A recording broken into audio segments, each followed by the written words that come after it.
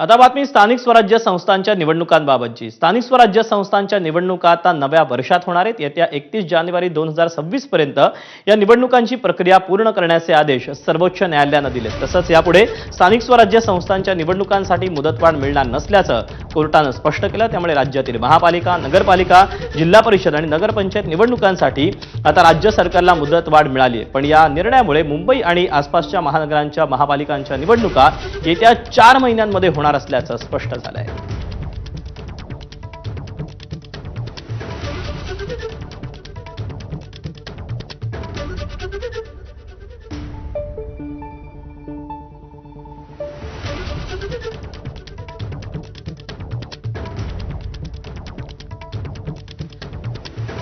September ते जानेवारी दरम्यान तुम्हाला इतका मोठा अवधी का पाहिजे अशी विचारणा कोर्टाकडून करण्यात आलेली होती। दरम्यान ईव्हीएम सण उत्सव, कर्मचाऱ्यांची कमतरता ही कारण सरकारकडून समोर करण्यात आली। त्यानंतर आता सुप्रीम कोर्टाने हा महत्त्वाचा निर्णय दिला आहे।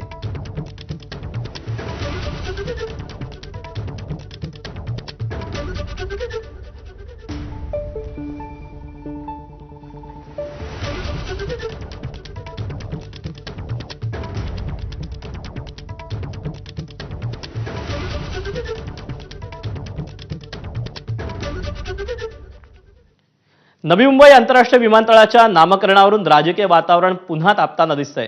नवी मुंबईच्या आंतरराष्ट्रीय विमानतळ